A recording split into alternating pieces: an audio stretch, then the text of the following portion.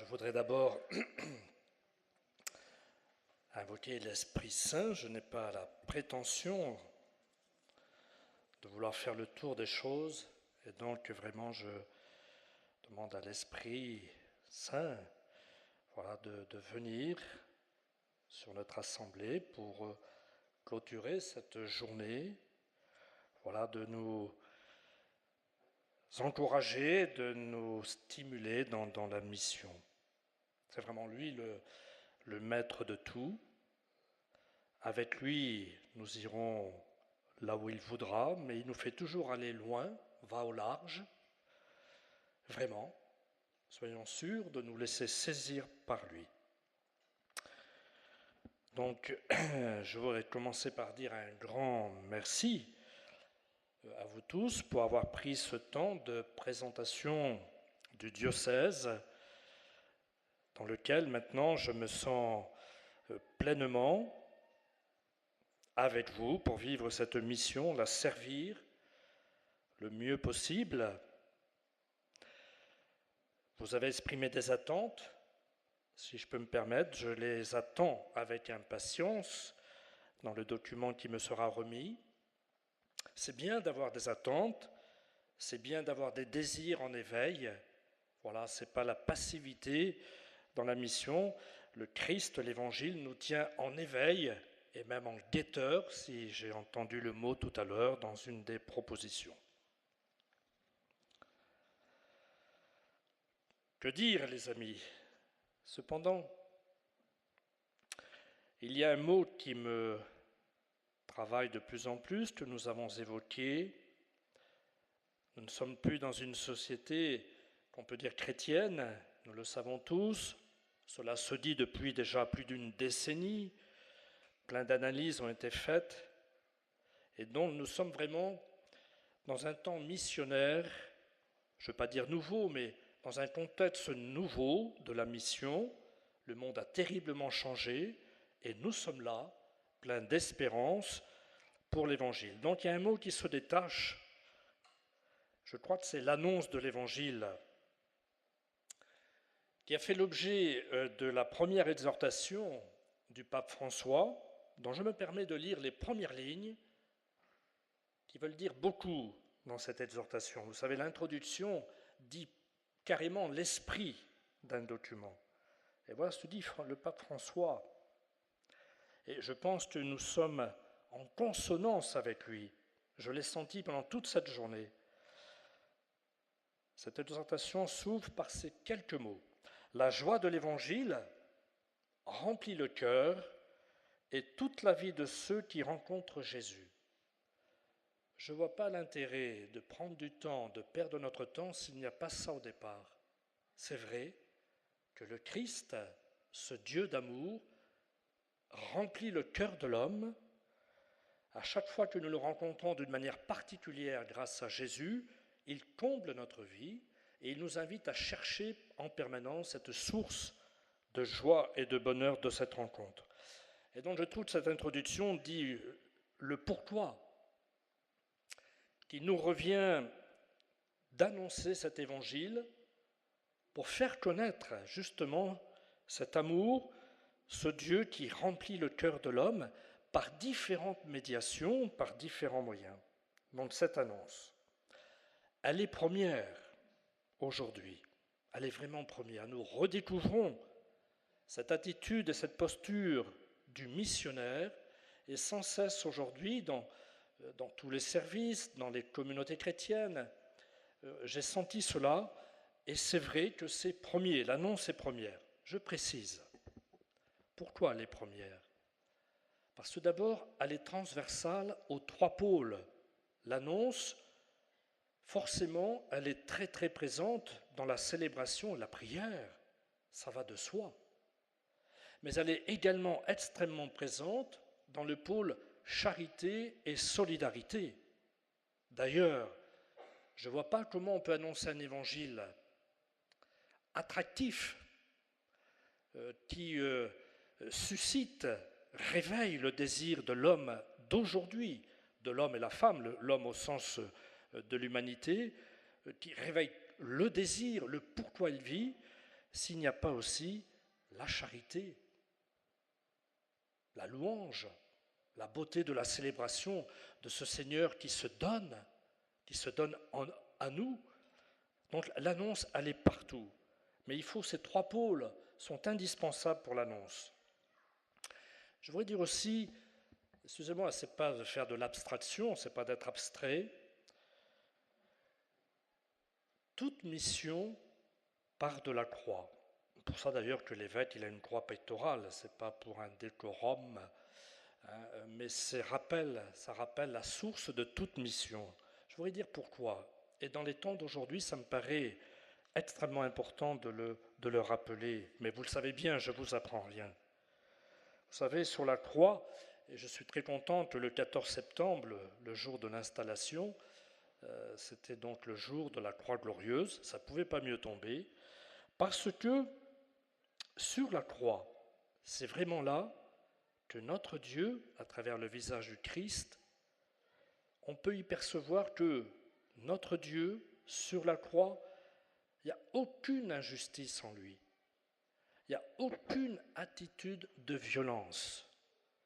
Mais il y a l'amour total, parfait, qui s'exprime et qui est donné pour toute l'humanité. Il n'y a pas d'autre lieu qui l'exprime avec autant de force que la croix. Et donc c'est pour ça que l'on dit souvent que toutes nos missions partent de la croix.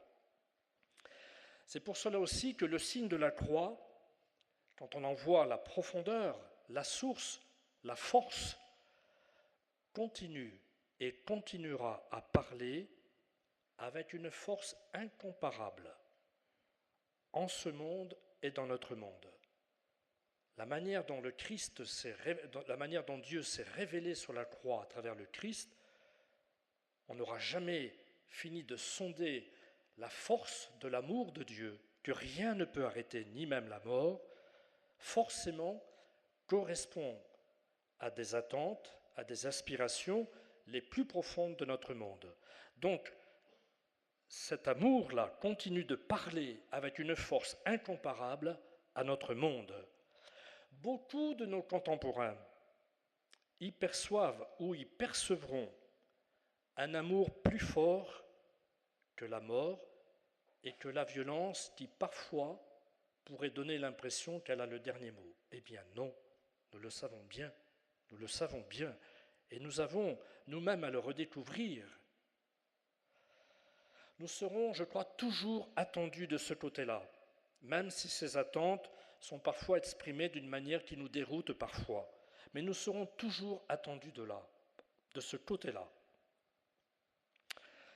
Les forces de vie exprimées sur cette croix, et puis par la résurrection, non seulement a eu le dernier mot, elle a le dernier mot, et elle aura toujours le dernier mot. Et c'est cela qui doit nous éclairer profondément, avec, j'allais dire, une sérénité et une détermination dans tout ce que nous aurons à vivre, y compris parfois dans quelques combats, mais animés par cet esprit du Christ en croix. C'est toujours à partir de là que nous aurons à entrevoir nos chemins. Il y a une lumière qui agira toujours de cette croix. Et je crois que nous serons des forces d'espérance parce qu'on sait que là, nous-mêmes, en nous, il y a une puissance du don de soi qui nous est donnée par le crucifié et le ressuscité. Je ne vais pas faire vraiment, mais ça me paraît extrêmement important et ça va envahir tous les domaines de la pastorale et de l'évangélisation. Oui, vraiment, la croix est le centre de tout. C'est ça qui nous permet de voir, même dans des moments où on pourrait se dire, ça y est, c'est fini. Non, avec la croix, c'est jamais fini. Il y a toujours quelque chose qui s'élargit. Il y a toujours quelque chose qui s'approfondit. Il y a toujours des lumières qui se révèlent. Même où on a l'impression qu'il fait nuit, la lumière surgit et vient. Voilà la première chose que je voulais vous partager, qui nous stimule dans la mission, mais doit toujours nous stimuler. Et donc l'annonce de la foi est capitale et fondamentale pour rejoindre les gens de notre monde. On voit bien pourquoi. Mais c'est la croix pour éviter toute dérive, C'est pour ça qu'il faut partir de la croix. L'annonce qui part de la croix, il n'y a aucune dérive. Mais si on s'éloigne de la croix, il peut y avoir des dérives. Voilà, donc nous avons largement vu les trois pôles donc, qui sont concernés, qui sont pleinement impliqués pour cette annonce. Donc je ne parle pas de l'annonce maintenant, mais de la célébration aussi. Le pôle célébration et prière, c'est fondamental. Vous savez que dans l'Évangile, à chaque fois que Jésus a des missions importantes, ou qu'il envoie des disciples en mission, ou qu'il prend des décisions importantes, il y a toujours ce temps de prière qui est fondamental. Et puis l'Eucharistie qui est la source de tout. Et puis je veux évoquer aussi le troisième pôle, la charité aussi, on a parlé aussi de diaconie, c'est-à-dire, diaconie veut dire aussi que c'est l'affaire de tous, c'est-à-dire que alors, bravo pour tous les organismes et les associations comme le Secours catholique, le CCFD, la Société Saint-Vincent de Paul et sans doute d'autres que j'aurai à découvrir sur le diocèse, c'est extrêmement important. Mais la diaconie, vous vous souvenez, pour ceux qui étaient à Diaconia 2013 à Lourdes, on ne peut pas tout déléguer de la charité, de la diaconie. On ne peut pas toujours tout déléguer. Donc c'est toute la communauté chrétienne. Nous sommes tous impliqués dans la diaconie, dans ce pôle de la charité et de la solidarité. Je constate, comme partout, je pense que la Dordogne ne fait pas exception, que la pauvreté qui nous entoure, il y en a hélas de plus en plus. On pourra applaudir le jour où le Secours catholique, le CCFD, Saint-Vincent de Paul et d'autres organismes ou associations n'auront plus de travail. Ça sera bon signe. Mais hélas, nous sommes de plus en plus sollicités parce que la pauvreté ne cesse de grandir et elle confine souvent avec la misère. Et une des formes de la pauvreté, une des formes visuelles de la pauvreté qui grandit de plus en plus, c'est l'isolement. Je l'ai entendu tout à l'heure, ça m'a réveillé, c'est pour ça que j'ai noté cela sur ma feuille. La solitude, l'homme n'a pas été créé pour être seul, sauf si on a une vocation particulière d'ermite, qui est une très très belle vocation, mais c'est une vocation, mais l'homme, la femme, toute créature, tout être vivant, n'est pas fait pour être seul, coupé de relations. Et donc certainement que tout ce qui est visite, rendre visite, j'allais dire une pastorale de la visitation, qui existe dans le diocèse et dans tous les diocèses, c'est quelque chose sans doute qui sera de plus en plus important. La solitude, c'est terrible. C'est terrible pour ceux qui sont dans la solitude. À tout âge, j'ai entendu tout à l'heure parler des personnes plus âgées, à tout âge, hélas, il y a même des jeunes qui vivent ce genre de situation.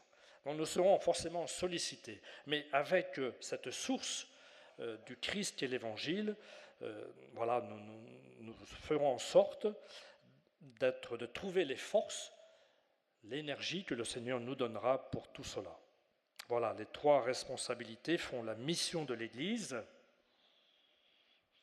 J'ai vu qu'elle traverse, si j'ai bien entendu, même si toutes les réalités n'ont pas été exprimées, ces trois responsabilités qui font la mission de l'Église traversent à la fois les communautés chrétiennes, évidemment, mais je suis aussi heureux de voir qu'elle traverse aussi les mouvements dans leur diversité, y compris l'action catholique et la mission ouvrière, l'enseignement catholique, donc qui s'est exprimé également, et puis tous les services, et puis bien d'autres que je passe.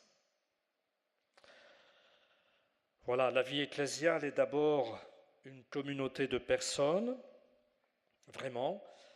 Il me semble, j'ai une image qui m'est venue en vous écoutant tout à l'heure, que nous avons sans doute toujours à creuser pour que nos vies, la vie de nos communautés soit de plus en plus communautaire.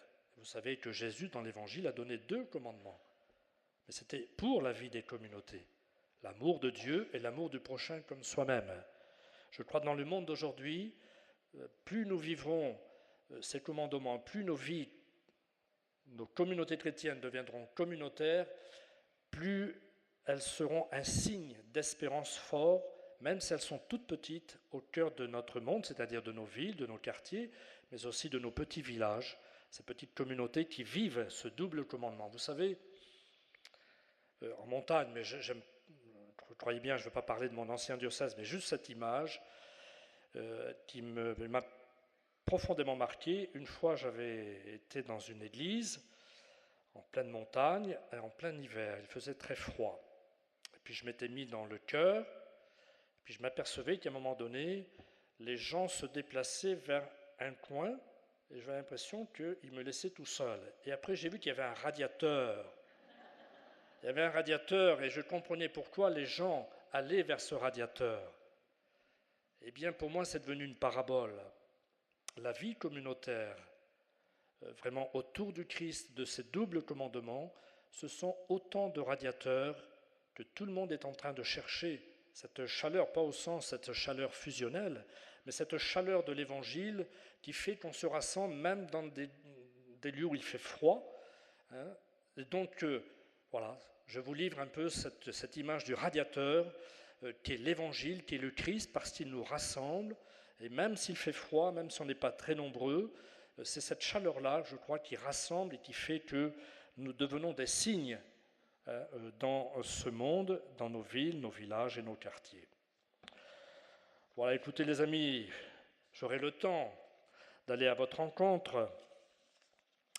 J'espère de prêcher, de vous écouter, de réfléchir ensemble.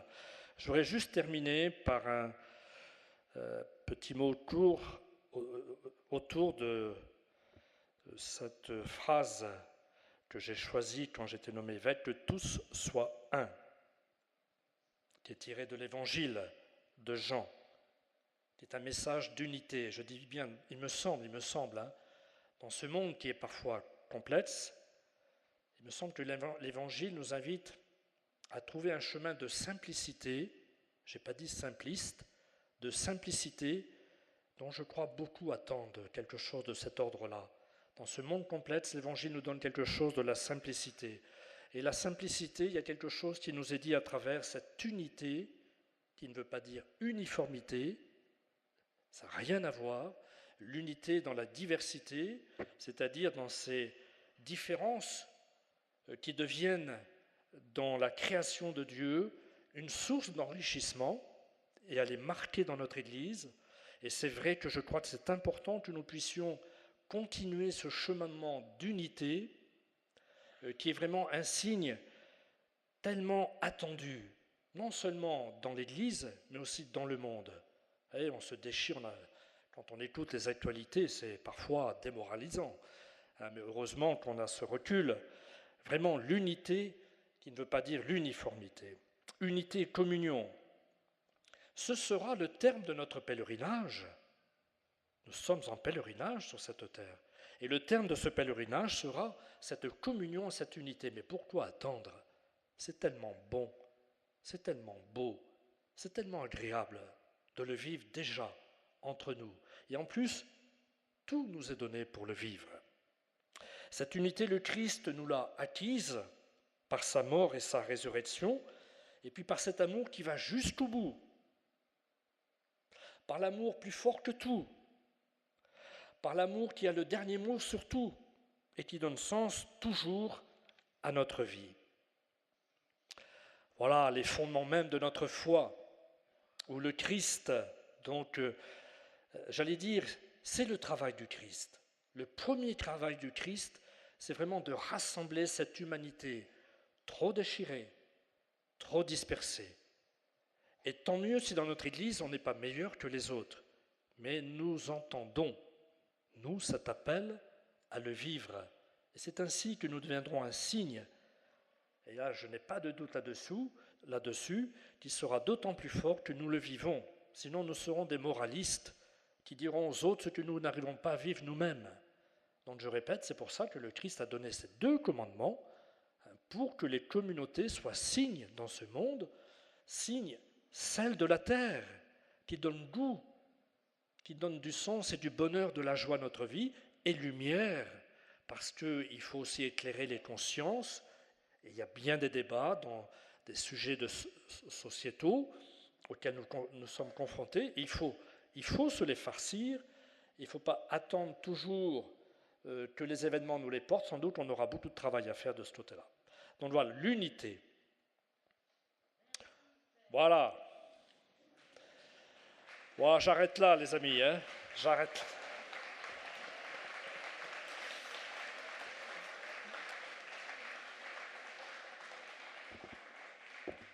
Et donc, c'est ensemble que nous allons écrire cette page missionnaire. Je remercie vraiment Monseigneur Michel Mouis. Nous sommes amis, donc ce n'est pas parce qu'il est parti d'Ordogne, je le verrai, nous appartenons à un groupe de partage et d'approfondissement. Donc je suis conscient de tout ce que vous avez vécu. J'ai vécu cette installation dans des conditions idéales. Je souhaiterais que tous mes confrères puissent vivre ce genre d'installation. Voilà, je vous en remercie, je rends grâce, et nous allons écrire cette mission ensemble. Merci.